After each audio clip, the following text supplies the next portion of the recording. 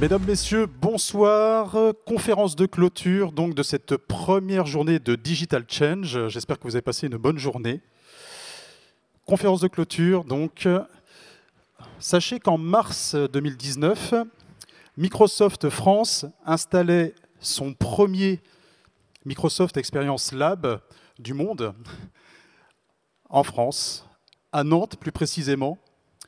Plus précisément encore dans les murs de la Chambre de commerce et d'industrie Nantes-Saint-Nazaire, et encore plus précisément à Connecting Place, notre lieu dédié à la transition numérique des entreprises. Je crois qu'à ce jour, je passe sous le contrôle du permanent Audran que je vois au premier rang, ce sont près de 1500 personnes qui ont fréquenté en moins de 8 mois ce lieu et qui ont eu l'occasion de rencontrer donc les offres et les solutions numériques déployées par Microsoft pour les entreprises. C'est bien cela ? Voilà, donc nous en sommes très très fiers et je crois qu'effectivement c'est une collaboration des plus fructueuses à ce titre. Aujourd'hui, pour clôturer, au nom de l'ensemble des organisateurs, donc API, Ouest France, Exponente, ADN Ouest et la CCI Nantes-Saint-Nazaire, nous sommes très honorés d'accueillir Laurence Lafont, CIO Microsoft France, pour une conférence sur Innover pour un monde souhaitable. Je vous demande d'applaudir Laurence Lafont.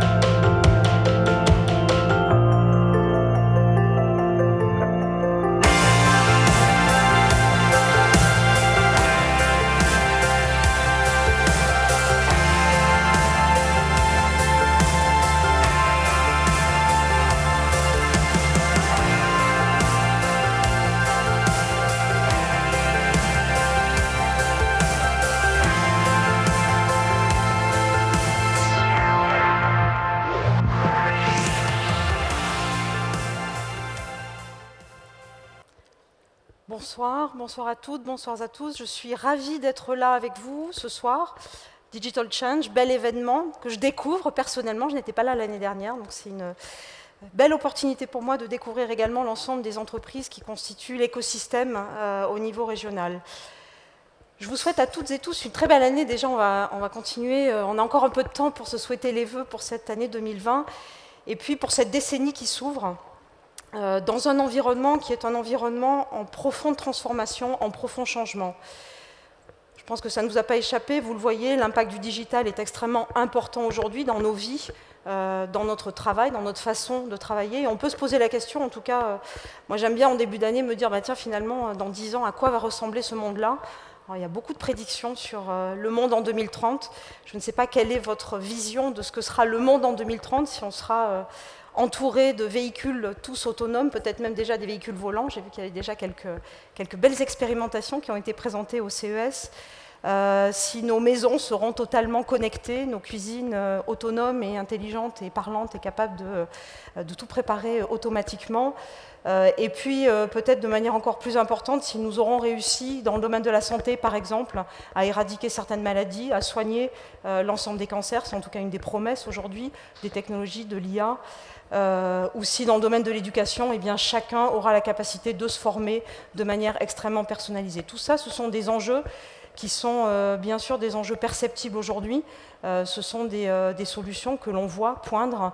Et s'il y a bien un trait commun, je dirais, entre toutes ces réflexions, toutes ces innovations, eh bien, ce sont les technologies sous-jacentes qui se développent de manière extrêmement rapide. Et finalement, ces technologies, eh bien, on peut les regrouper dans trois grandes catégories. La première, c'est bien évidemment la puissance de calcul que vous voyez aujourd'hui grandir de manière exponentielle. Cette puissance de calcul, elle est aussi totalement distribuée. On parle de plus en plus des objets connectés, d'objets intelligents. Et bien ces objets, ils auront la capacité à faire du traitement au niveau local et à interagir avec des infrastructures intelligentes, des clouds intelligents qui sont de plus en plus présents au niveau mondial. La deuxième innovation technologique qui revient en force, c'est bien sûr l'intelligence artificielle.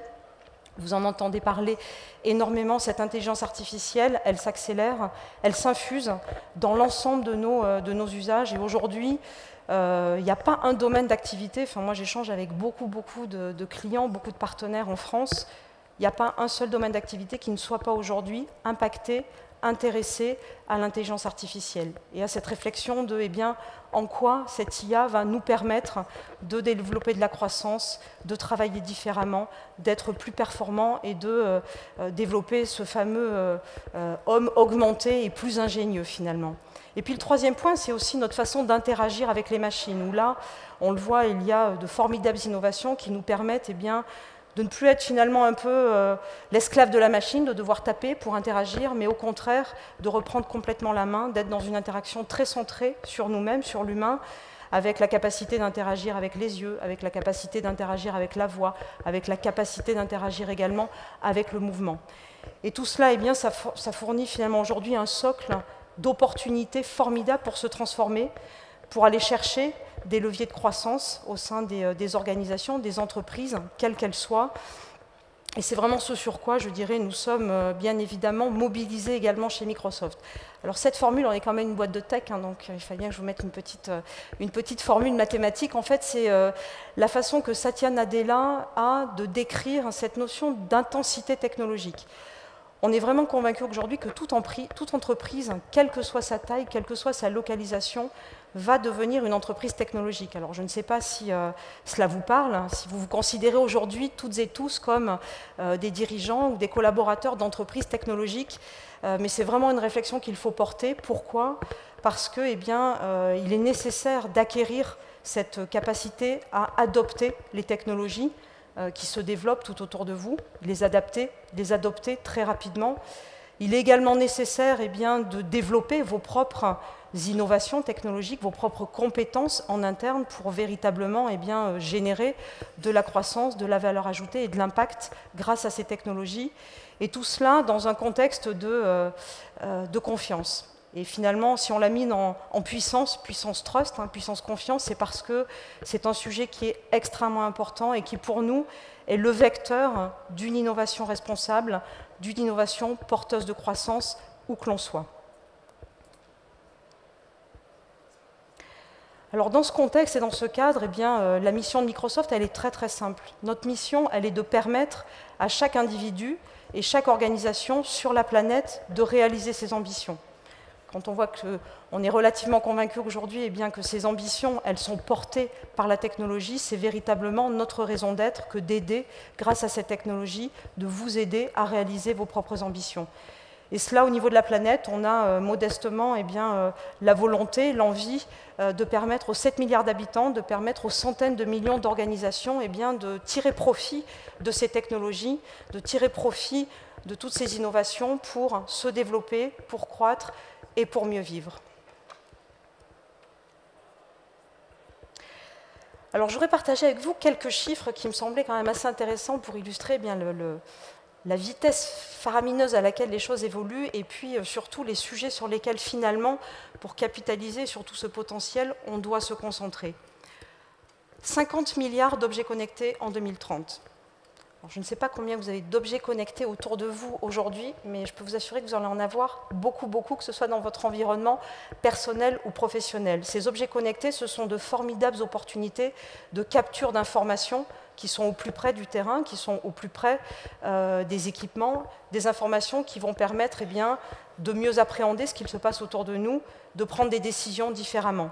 Et finalement, ces objets connectés, ils vont contribuer aussi à ce volume de données. Alors, il a fallu quand même que je me remémore ce que c'est que les zettabytes, puisque c'est donc 175 zettabytes qui seront les volumes de données générés en 2025. Donc le zettabyte, c'est 1 milliard de terabytes. Voilà. Non, c'est 1000 milliards de terabytes. Vous voyez, même moi, je me perds entre les hexas, les pentas, les zettabytes. Donc 1000 milliards de terabytes. Bien évidemment, c'est des volumes de données qui sont complètement en dehors de notre appréhension humaine. Mais ce sont des données sur lesquelles, bien évidemment, il y a un formidable potentiel pour, encore une fois, développer des nouveaux services, être plus efficace, Mais avec ce potentiel vient bien évidemment un enjeu majeur qui est celui de la confiance, qui est celui de la protection de ces données, parce que bien évidemment, elles sont générées par des producteurs, que ce soit des consommateurs, que ce soit des collaborateurs au sein de l'entreprise. Et ces producteurs de données, bien évidemment, ils ont une véritable volonté qu'elles soient protégées et utilisées à bon escient. D'où cet enjeu également de confiance extrêmement important qui va avec cette opportunité de croissance. Et puis le dernier point, tout aussi important, ce sont les compétences. Et nous allons y revenir très largement par la suite. 85% des emplois de 2030 n'existent pas encore. Alors là aussi, vous pouvez aller sur Internet, sur Bing, bien évidemment, chercher quels sont les métiers de demain, les métiers de 2030. Alors on a pilote de drone, on a nouveaux médecins qui vont juste faire du diagnostic d'informations qui sont remontées par des IA qui sont en capacité de détecter beaucoup plus efficacement, par exemple, des tumeurs, etc. Les métiers vont changer. Quel que soit notre domaine d'activité, quel que soit notre métier aujourd'hui, on sait que nos métiers vont changer, vont être transformés par ce numérique et que des nouveaux métiers vont se créer et qu'on ne les connaît pas aujourd'hui. D'où l'importance aussi de penser très différemment le développement de nos compétences, et j'y reviendrai dans quelques instants. Alors dans ce cadre-là, souvent on dit bah oui, mais alors la France, on est très en retard, on n'innove pas suffisamment, on n'investit pas suffisamment. Certes, on a pris un certain retard dans les investissements dans le domaine du numérique, mais je voulais juste partager avec vous quand même ce transparent sur l'informatique quantique, qui est un des grands enjeux également, alors là, ce n'est pas des 10 ans à venir, c'est peut-être des 20 ou 30 ans à venir, pour justement amener une capacité de calcul encore plus forte, plus importante, pour traiter tous ces volumes de données massifs dont on a parlé. Eh bien, aujourd'hui, la France investit de manière très importante et n'a pas à rougir. Alors, on voit l'investissement en France par an, 60 millions, 1 milliard, c'est sur 10 ans, 1,2 milliard aux États-Unis sur 10 ans, 10 milliards en Chine sur 10 ans également. Donc notre volume d'investissement sur ces technologies de demain, il est important. Et donc on a le potentiel, bien évidemment, on a les compétences en France, mais nous avons le potentiel pour nous positionner sur la scène internationale sur ces sujets de croissance et de transformation digitale et d'innovation grâce au digital. Et c'est maintenant, effectivement, qu'il faut le faire. Et dans ce cadre-là, voilà, on a, nous, en tout cas, l'ambition, la volonté d'accompagner ce développement, d'accompagner les organisations que vous représentez dans votre croissance, dans votre capitalisation sur ce digital, sur ces technologies, avec finalement ce mantra qui est de développer des innovations pour un monde souhaitable. Et ce monde souhaitable, nous sommes aujourd'hui assez convaincus qu'on doit travailler sur 3 axes pour y arriver. Le premier, bien sûr, c'est de vous aider dans votre croissance économique. Le deuxième, c'est d'accompagner le développement des compétences qui vont avec. Et le troisième, c'est bien évidemment de définir un cadre de confiance qui va permettre de garantir un bon usage de ces technologies. Et je vous propose de parcourir dans les minutes restantes ces 3 domaines pour mieux appréhender les enjeux et les actions que nous pouvons collectivement mener dans ce cadre-là. Alors la croissance, comme je le disais, en France, on a quand même un bouillonnement d'innovation.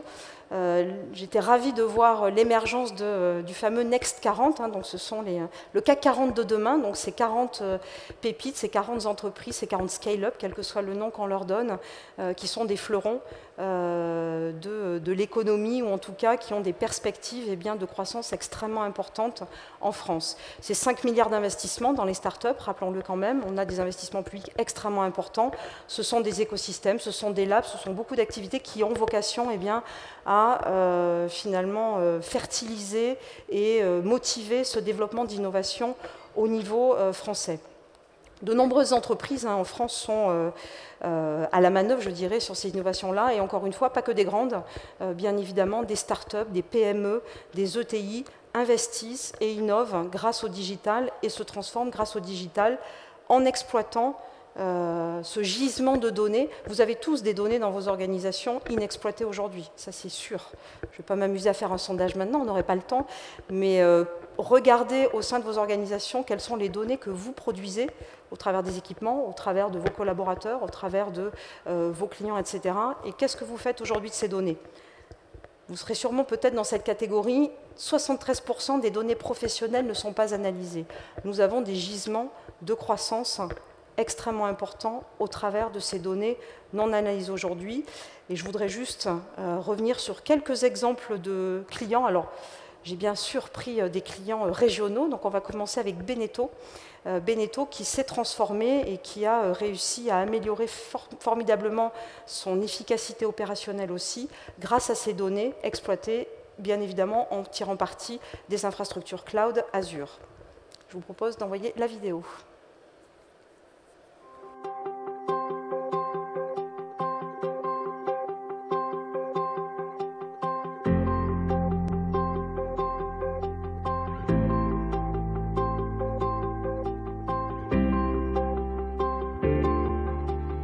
L'idée du projet TRS, donc taux de rendement synthétique, c'est de ressortir le taux de travail des machines pour pouvoir simplement l'analyser afin d'augmenter la performance de la production. C'est des machines à commande numérique qui servent à usiner des pièces comme ça. C'est des pièces de forme qui vont simplement dans les bateaux pour faire les meubles. On a constaté que ces machines avaient de nombreuses perturbations tout au long de la journée de production et donc on a voulu collecter ces difficultés pour pouvoir travailler dessus et augmenter nos heures de production.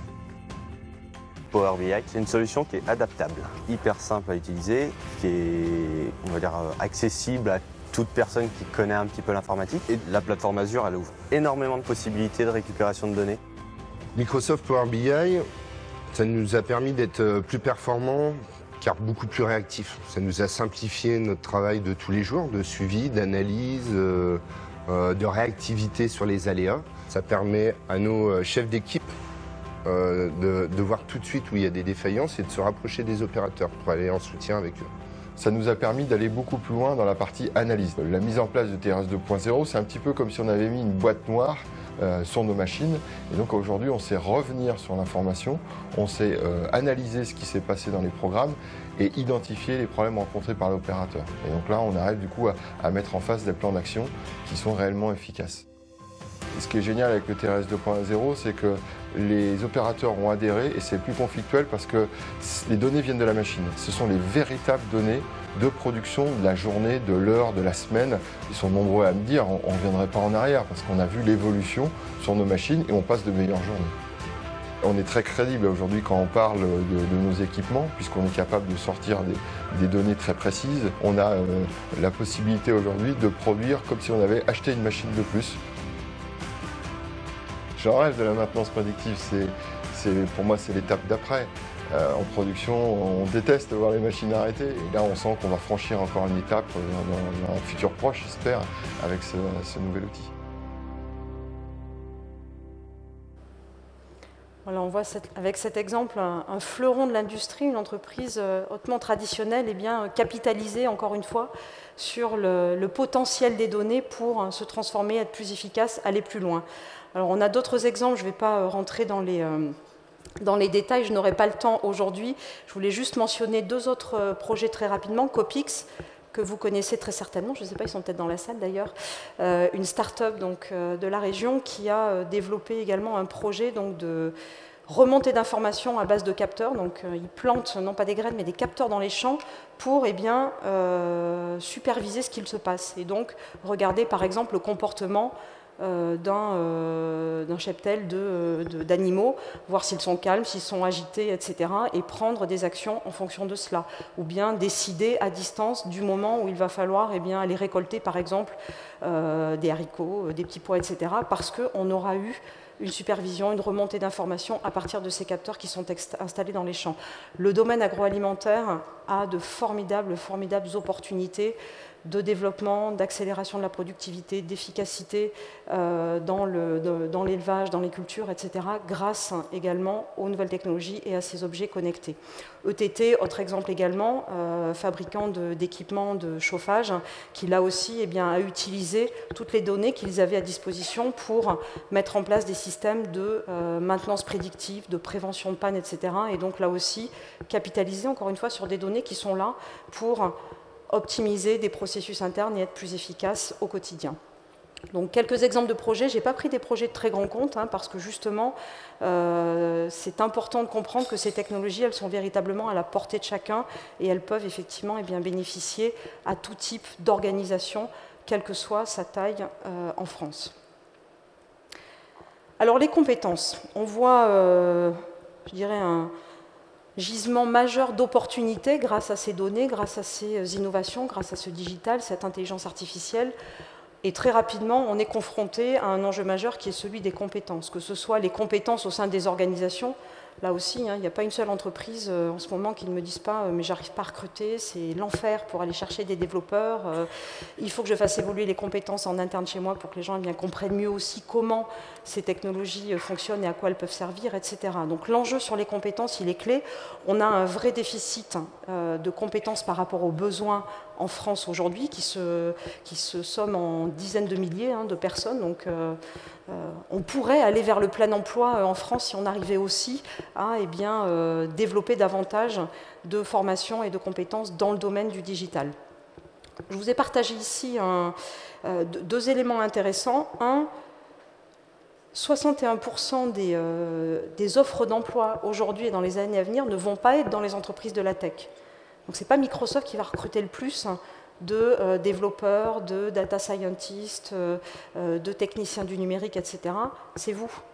Ce sont les entreprises, parce que c'est véritablement chez vous que les besoins vont se développer le plus rapidement et que vous allez encore une fois, par rapport à cette tech intensity et ce développement d'entreprises technologiques que j'évoquais au démarrage, que vous allez avoir besoin de ces compétences-là.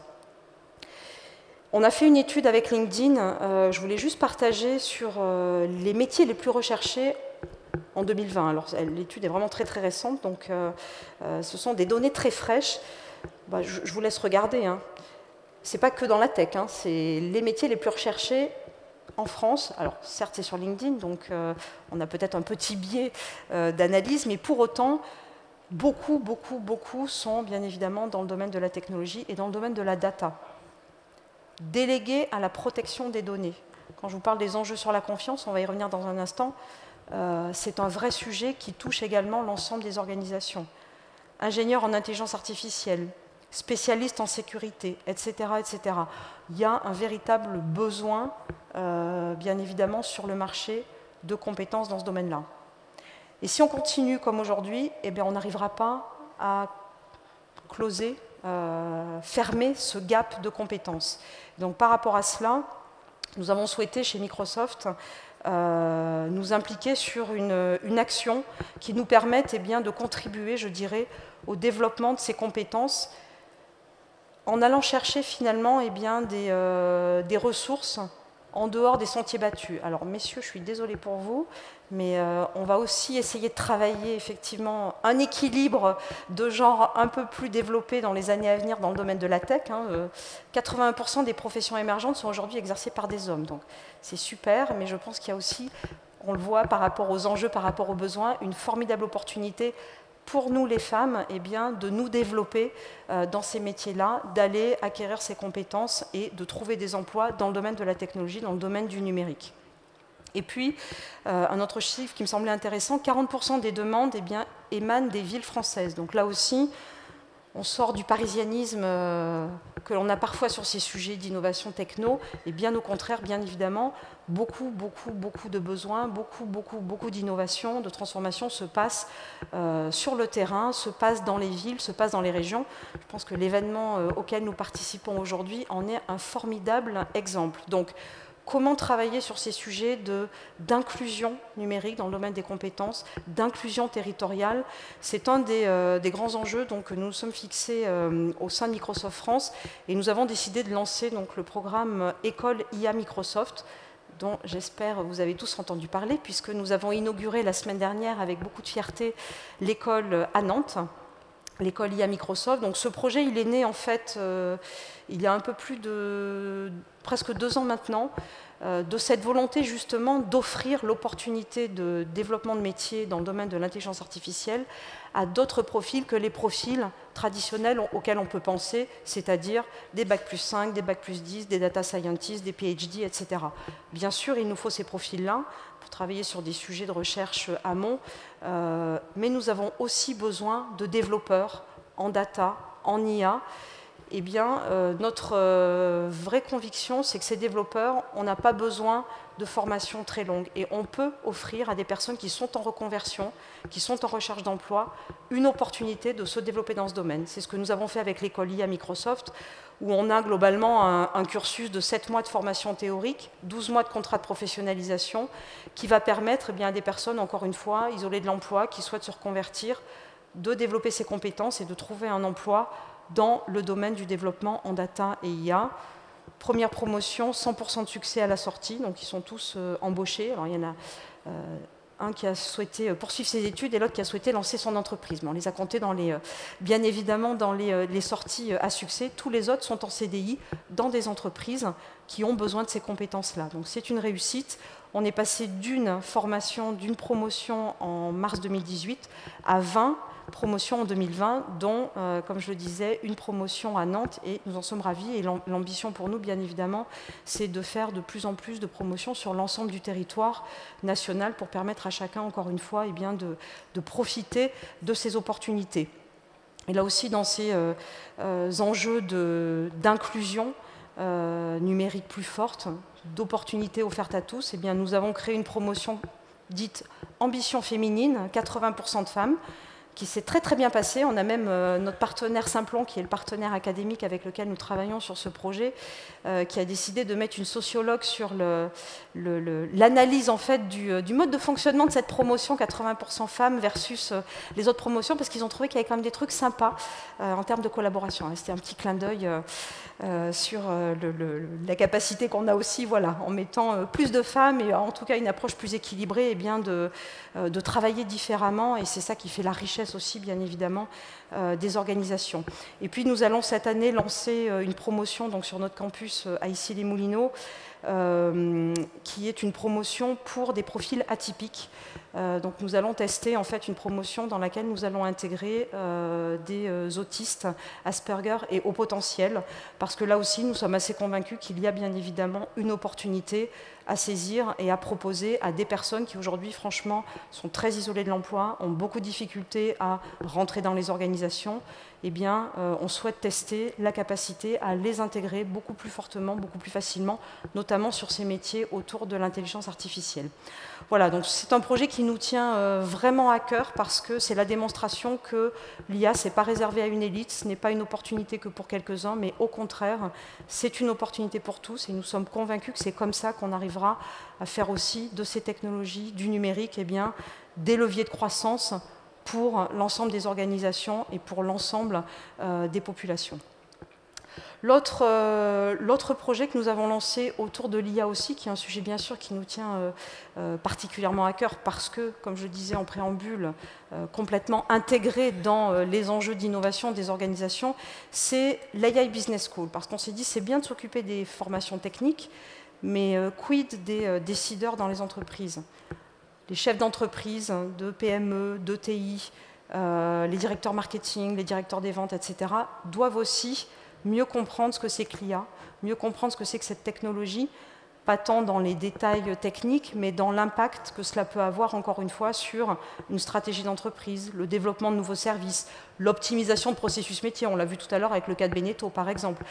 Et donc pour cela, nous avons développé en partenariat avec l'INSEAD en fait une formation qui est accessible gratuitement en ligne. Donc vous avez le lien si vous voulez aller voir, si vous êtes curieux et vous voulez regarder. Vous pouvez même démarrer la formation, c'est quelques heures, alors c'est un peu de travail, mais qui permet véritablement de mieux appréhender, encore une fois, quand on est dans une fonction métier, toutes les opportunités, tout le potentiel que représente l'intelligence artificielle pour développer les organisations.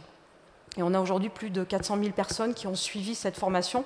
On a d'ailleurs fait un premier teasing sur le groupe Ouest France, puisqu'on a fait alors c'est pas une formation complète, mais déjà une sensibilisation au sujet auprès des managers qui a été extrêmement positive, m'a-t-on dit. Après, je prends les retours en direct si besoin des personnes qui seraient là et qui auraient suivi ce module.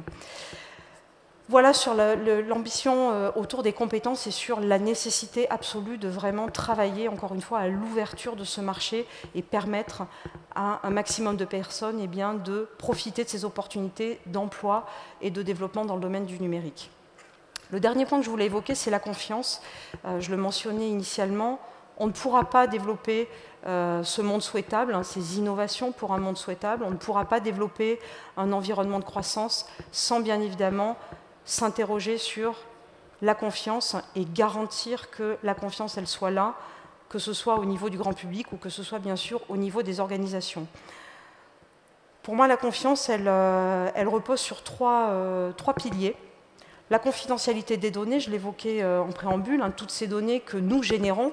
N'oublions pas que notre empreinte numérique va devenir très certainement encore plus importante que notre empreinte physique, ou en tout cas notre engagement numérique. Et donc c'est important pour chacun d'entre vous, pour chacun d'entre nous, de garantir bien, que les données, en tout cas que nous partageons, elles soient sécurisées, que la confidentialité en soit garantie. C'est un engagement très fort que nous prenons chez Microsoft, c'est au cœur de notre modèle économique. Hein. Nous ne sommes pas là pour exploiter les données, nous sommes là pour fournir de la technologie qui vous permette à vous de travailler sur vos transformations. Donc cette confidentialité, elle est véritablement clé, on le voit bien, il suffit de regarder la presse aujourd'hui et tous les enjeux, bien évidemment, dès qu'il y a des soucis ou des breaches de confidentialité, bien évidemment, cela crée énormément de tensions et d'émotions, et c'est bien normal. Donc, confidentialité, super important.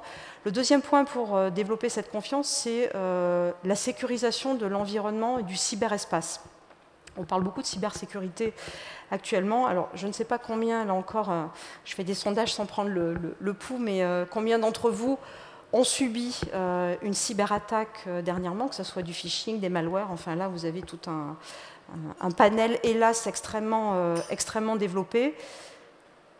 1 trilliard de dollars, c'est le coût de la cybercriminalité dans le monde. Ça ne fait qu'augmenter.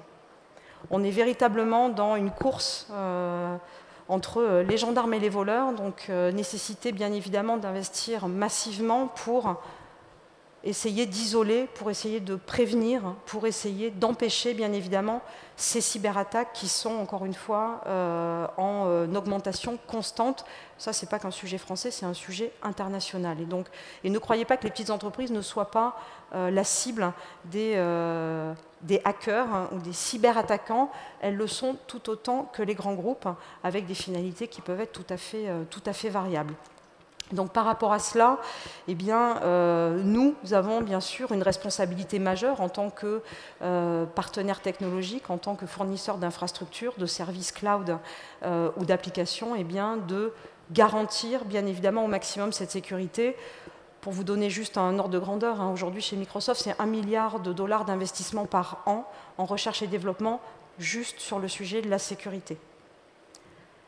Et on ne sera jamais en sécurité totale. Ça, si quelqu'un vous dit un jour, vous pouvez y aller, prenez ma solution, vous êtes tranquille. Non, ça n'existe pas. Hélas, on est dans des courses permanentes, mais pour autant, bien évidemment, l'objectif, c'est de garantir un maximum de sécurité sur ces environnements. Ce qui est important aujourd'hui, c'est qu'également dans le domaine de la cybersécurité, on est sur des enjeux de sécurité de bout en bout. Dans le passé, on avait vraiment une logique, je dirais, de sécurisation d'un système d'information, d'un data center, d'une base de données. On se disait, on est tranquille, c'est chez nous, personne ne peut rentrer. Aujourd'hui, vos utilisateurs, ils sont sur des devices mobiles, ils accèdent au système d'information un peu de partout. Et ce sont ça aussi, eh bien, les environnements qu'il faut sécuriser. Sécuriser l'identité des utilisateurs, de vos collaborateurs, c'est le Graal, hein, pour les hackers aujourd'hui. Et donc cette sécurité, elle doit véritablement, eh bien, s'établir de bout en bout pour garantir encore une fois un minimum de risque d'intrusion, de pénétration dans votre système d'information, de blocage de vos environnements ou de récupération de vos données pour des enjeux d'intelligence économique, par exemple. Donc un enjeu extrêmement important qui d'ailleurs n'échappe pas au gouvernement.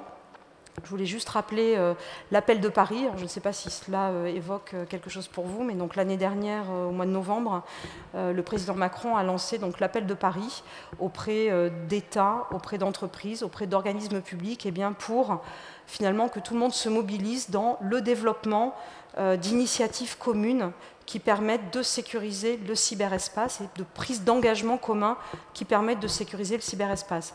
Nous sommes bien sûr une des entreprises qui s'est engagée dans le cadre de cet appel. Vous voyez quand même le nombre important de structures au niveau international qui sont mobilisées pour, eh bien, travailler à la sécurisation de ce cyberespace.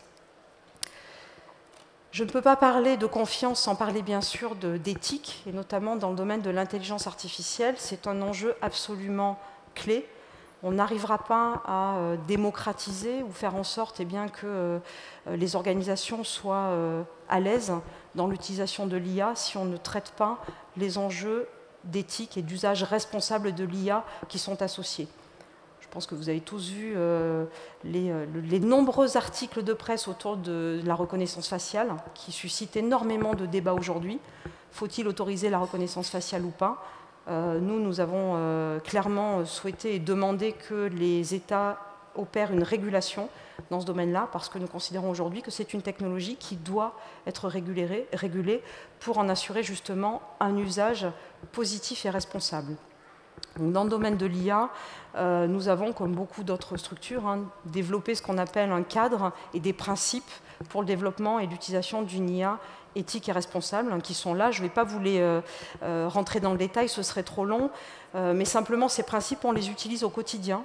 On les utilise au quotidien dans tous les projets finalement de R&D qui embarquent de l'intelligence artificielle chez Microsoft, qui vont manipuler des données, qui vont utiliser de l'algorithmie. Et donc ces principes, ils nous servent un peu de canevas finalement pour se poser les bonnes questions sur l'impact éventuel d'un algorithme, sur le côté biaisé ou non biaisé de jeux de données que l'on peut utiliser. Je prends souvent l'exemple dans le domaine du recrutement. Si aujourd'hui, dans le recrutement dans la tech, vous utilisez ce qui s'est passé sur les 20 ou 30 dernières années comme la base de référence, on ne va pas avoir beaucoup de femmes recrutées dans la tech dans les 30 prochaines années. Donc ça, c'est typiquement un exemple où si l'algorithme s'appuie sur des jeux de données biaisés par un passé qu'on ne veut pas forcément reproduire, on n'aura pas forcément les résultats d'équité que l'on souhaite. Donc, c'est un sujet extrêmement important. On a lancé en France un collectif qui s'appelle le collectif Impact AI, où on mobilise des organisations, des entreprises de tailles très diverses, des startups, pour là aussi réfléchir tous ensemble à ces sujets-là et mettre en place des modèles de gouvernance qui sont accessibles en accès libre sur le site du collectif pour toute organisation qui se pose la question d'utiliser de l'IA, de développer des algorithmes. Nous mettons à disposition ces modèles de gouvernance et ces principes pour que vous alliez plus vite et puis qu'on puisse partager encore une fois les bonnes pratiques et les retours d'expérience d'un nombre plus important d'organisations sur le territoire français. Donc, sujet super important, encore une fois, pour ne pas finir dans des mauvais usages de ces technologies-là, il est important de définir ces cadres, de les mettre en place et d'avoir des gouvernances qui sont associées pour garantir un usage positif. Et puis, bien sûr, l'IA, c'est un formidable vecteur d'opportunités pour de l'impact sociétal positif. On parle beaucoup aujourd'hui d'enjeux dans le domaine, bien évidemment, de l'environnement, dans le domaine de la santé, dans le domaine de l'accessibilité. Et je voulais, au travers d'une vidéo, illustrer très rapidement également le potentiel extraordinaire que représente l'IA dans ce domaine particulier qui est celui de l'accessibilité.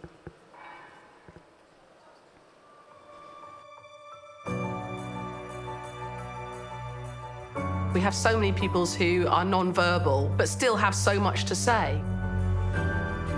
I want the exact same information that my hearing friends have. There are barriers to communication everywhere, but I think it's time we look at the barriers as opportunities to reach out to everyone. Soundscape fills in a lot of the mental map as you move. Approaching intersection. You can just put it in your pocket and go. With ALS, you become locked in. But we see technology as a way to give back what ALS has taken away.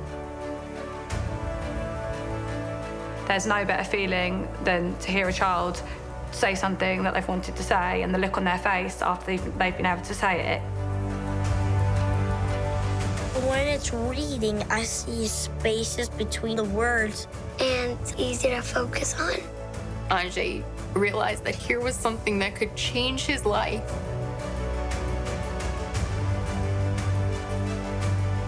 Now that I have my phone, I can see exactly what was said, and that's been a huge help to me. The system is learning as it goes, and the accuracy has improved tremendously. Students can pick any language that they choose to receive the information. It's like we jumped into the future. Because communication is very important for all of us, and we just want to be together and not feel left out. Aider les personnes avec autisme à communiquer, il y a des images.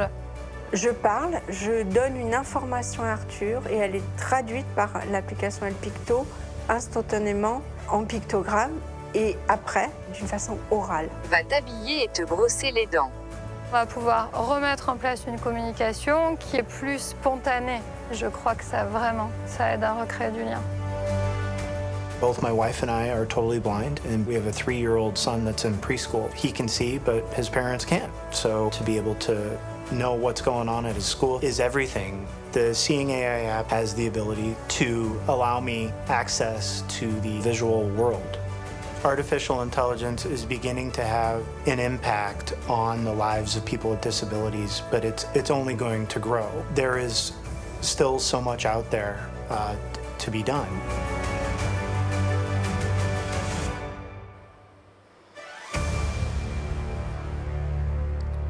S'il y a une raison pour laquelle je suis chez Microsoft, je reste chez Microsoft très engagée, c'est pour ça. Quand on voit tout l'impact de ces technologies sur nos vies, sur ce que cela peut permettre en termes d'inclusion numérique, je pense qu'on a tout compris au potentiel de ces technologies à partir du moment où effectivement elles sont utilisées dans un cadre responsable.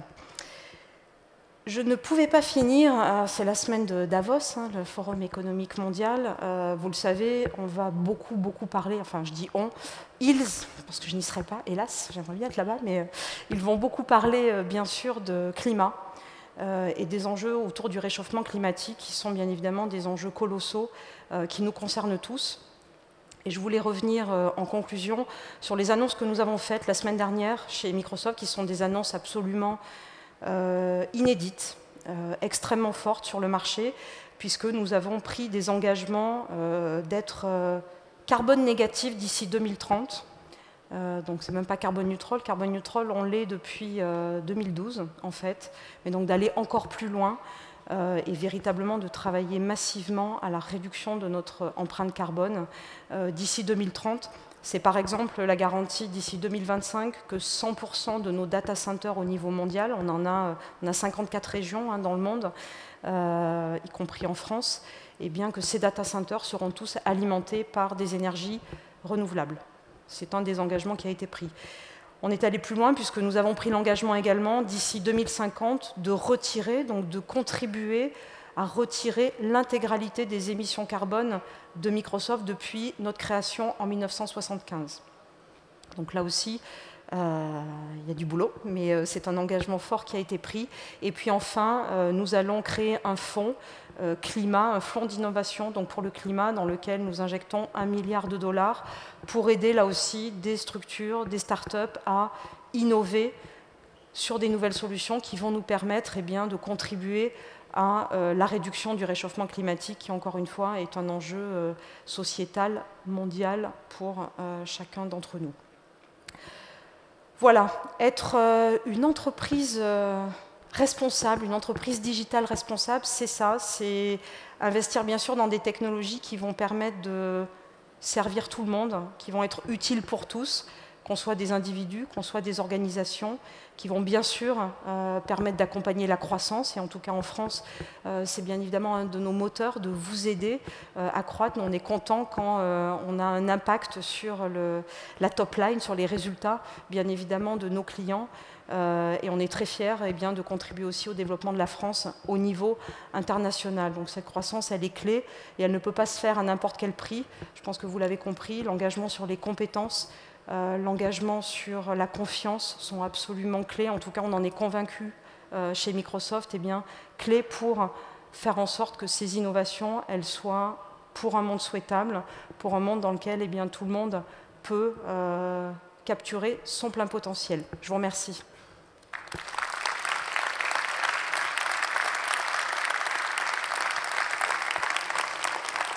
Je ne sais pas s'il y a des...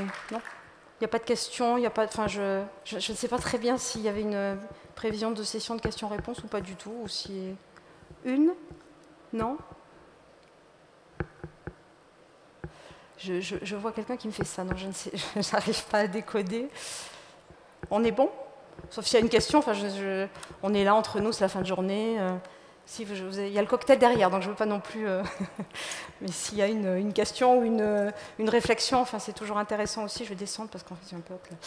toujours intéressant de partager s'il y a des réflexions ou des envies de partage d'expérience ou de... Non. Oui.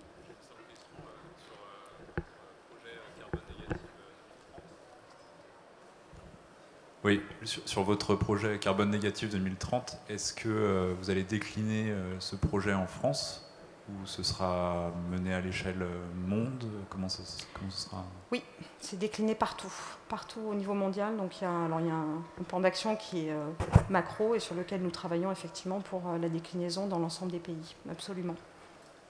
Merci beaucoup, bonne soirée.